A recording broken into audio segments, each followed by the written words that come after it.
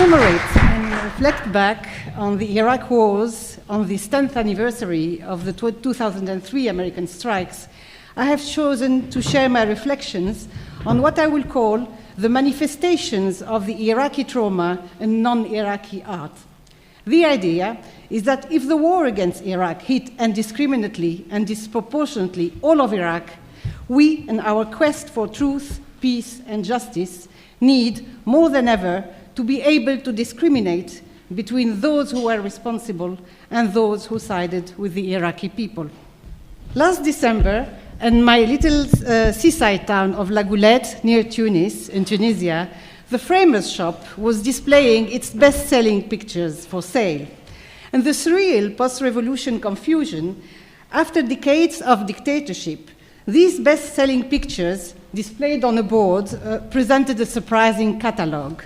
Color pictures and copies of old postcards of iconic Tunisian heritage sites, black and white photos of Bourguiba in his full glory, and 2 photos of Saddam Hussein. A black and white one with Bourguiba in 1979 at the Arab Summit in Tunis, and the other in color depicting Saddam at his trial. Tunisia today is experiencing chaos and nostalgia, with bouts of a Tunisian and Arab nationalist pride. And suddenly, the figure of Saddam reappears. His crimes against his own people and beyond forgotten, and his martyrdom a simplified and disturbing symbol for the sufferings of the Iraqis and also the sufferings of all the Arab nations. The representation of Saddam as an Arab icon is disturbing. It repeats the practice of the cult of the leader that Saddam indulged in and that Tunisia went through under Bourguiba and later, even more invasively, under Ben Ali.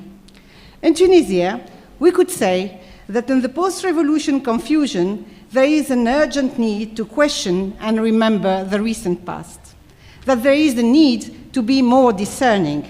This might be anticipating a forthcoming nostalgia for the Ben Ali dictatorship. But more importantly, it highlights a disturbing similarity of thoughts between the blunt, non-discerning construction of the so-called axis of evil and the widespread evil versus good, us versus them, simplistic representations of the word. These different degrees of stigmatization are rooted in the broader issue of the construction of the other and on issues of identity. Too often, the identity crisis is associated with an ethnic group. What should be stated instead is that the questioning of identity is part of the universal experience of tensions and the dynamics between the individual and the group. It is part of our human condition. The ethnicity element, the othering element, the us versus them element is what brings alongside the denial of a shared humanity. It is how racism, sexism, sectarianism are constructed in denial of a shared humanity and its diversity. Sometimes in the Arab world, I have come across this simplistic us versus them narrative, which will blame the whole West and the sum of its individuals for the tragedies of the Arab world. In this little framers shop in La Goulette, this has taken the shape of this disturbing reappearance of Saddam as a hero, slayer of the American and British baddies. In the UK, the most obvious reminder of the British support for the Iraqi people is the anti-war protests of the 15 February 2003, widely considered to be the largest in British history. Anti-war art was an intrinsic part of this historic moment. We will remember the iconic No design with red spatters evoking blood, created by David Gentleman, and replicated for later protests with slogans such as "No more lies," "Troops out," and "Liar." Art by non-Iraqi artists emphasizes that the Iraqi tragedies have affected us all in our shared humanity. I will show you now a selection of photos by independent Belgian photojournalist Bruno Stevens, who covered the life of ordinary people in Iraq before, during, and after the 2003 war. His work is part of the evidence of skeptical reporting, questioning the evidence of rationale for war that was frequently buried, minimized, ignored. The photos warn that the war would be a terrible mistake and that the case for war was not convincing. The first three photos, this is the first of the three, are taken up in the run-up to the war. This photo of the little girl was taken in Karbala on the 9th of February 2003. The little girl is among the thousands of Shiite pilgrims who come every day to pray on the tomb of Imam Hussein.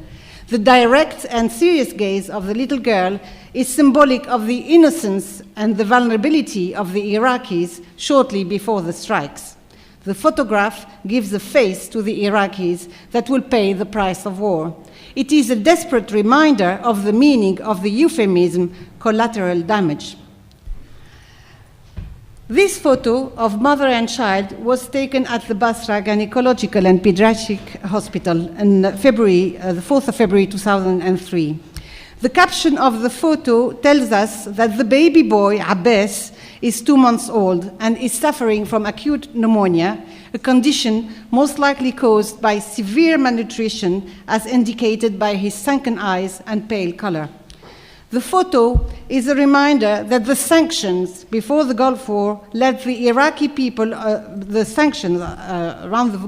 for the Gulf War left the Iraqi people on the verge of death. It suggests that the construction of the Iraqi as the mighty enemy in the axis of evil are hard to believe. This photo was taken in Baghdad on the 24th of February 2003. It is a picture of a children's cemetery. It comes with the caption that 12-year UN-imposed embargo on Iraq has been the direct cause for hundreds of thousands children deaths. This photo screams even louder about the state of the Iraqi people. It insists on the innocence of the victims of the embargo and pleads against more suffering. My last choice for Bruno Stevens, from Bruno Stevens' work on the 2003 war was taken in June 2003 after the strikes of March. It summarizes the evidence that the liberation of Iraq is turning into brutal occupation.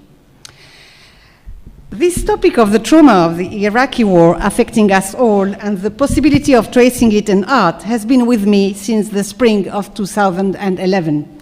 When attending a conference in San Francisco, I visited the Museum of Modern Arts and came across this triptych by Mexican-American painter Rupert Garcia. As an academic based in Britain, I had opportunities to attend inspiring conferences in North America, but I had avoided traveling to the US under Bush and father and son administrations. I was put off by a few scary stories of Arab colleagues being held up at airports and the post-9/11 paranoia.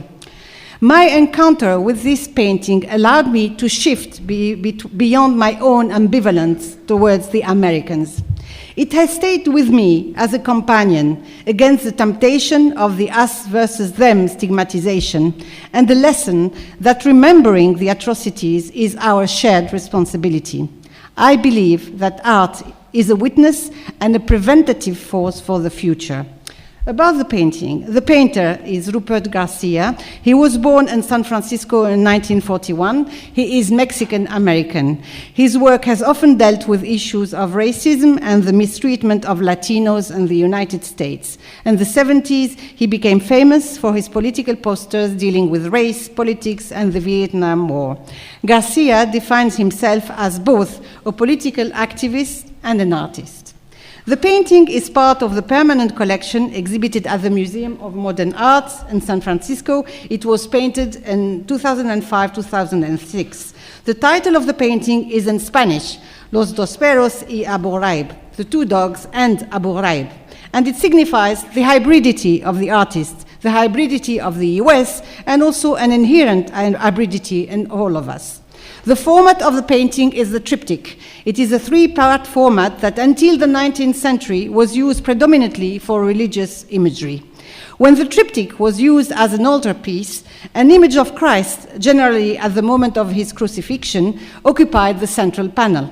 In this painting, we recognize the unmistakable figure of the tortured prisoner of Abu Ghraib that shocked the whole world in 2004. This photo of a mock execution of a tortured and humiliated Iraqi prisoner revealed to the whole world that the American army used torture systematically in defiance of international laws and against the human rights it is claiming to stand for. In this painting, Garcia expresses his commitment to social justice, whilst at the same time, his choice of format and artistic references transforms the representation of the prisoner into the highest recognizable symbol. The tortured and humiliated prisoner is likened to Jesus Christ, the sacrificial lamb, and the highest icon in Christian art. On each side of the central figure, there are further references to art. On the left and right panels, Garcia painted dogs that are witnesses to the atrocity.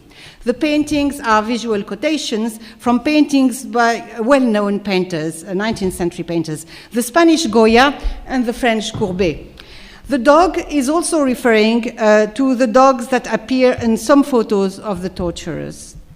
In the painting of Goya, Pero Semihendido, the references there on the left, the symbolism of the dog is of anxiety, loneliness, abandonment, despair, and conveys the feelings of the tortured man.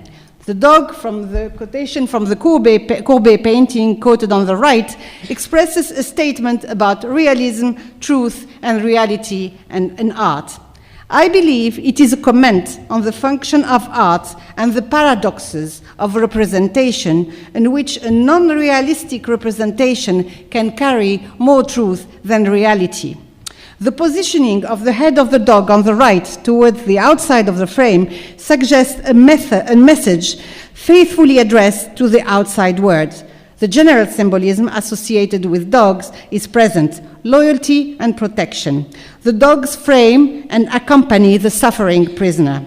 The idea of bestiality is taken away from the dogs and transferred to the torturers, who are not represented in the painting, but whose atrocities are reported and recorded. There are more references in the painting. This is the most complex reference, yeah? It is a reference to Van Gogh, the Lullaby.